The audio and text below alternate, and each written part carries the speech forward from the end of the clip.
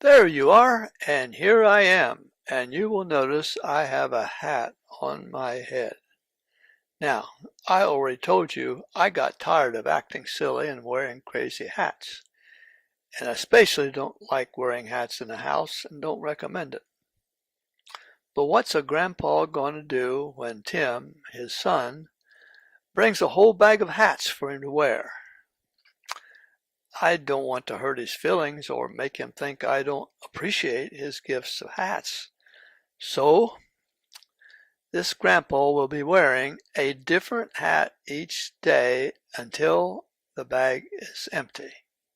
But I'm going to try hard not to act silly, like I did the last time when I was wearing crazy hats.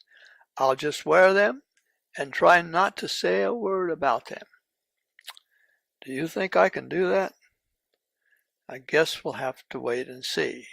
Are you ready for the story of Gideon and 300 brave men, Part 1? Gideon lived in the days when God raised up judges to deliver his people from their enemies. It was not a good time in the history of the people of Israel.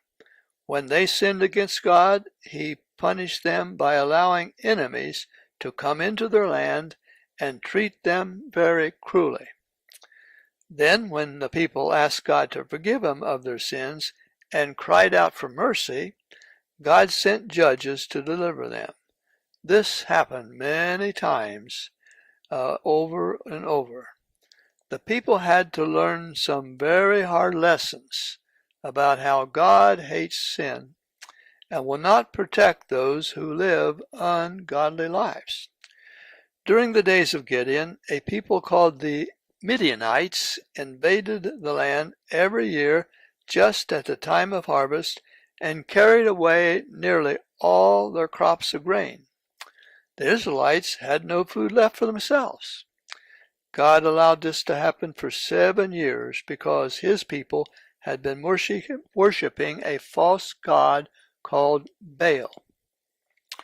When the people cried out to God for mercy, an angel came to Gideon and told him to go and save his people from the Midianites.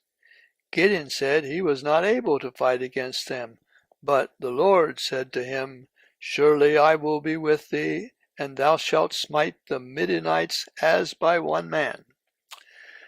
That same night, the Lord told Gideon to tear down the altar of Baal and destroy the place where the people had worshipped him.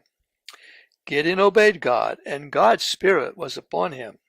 He blew a trumpet to call the people of Israel together to fight against the Midianites. Gideon was a man of faith, but before he faced the battle, he wanted to be sure God was on his side. Have you ever heard of Gideon's fleece? Will you come back tomorrow for more of the story and to learn more about Gideon's fleece? I certainly hope so, and I will look forward to seeing you again.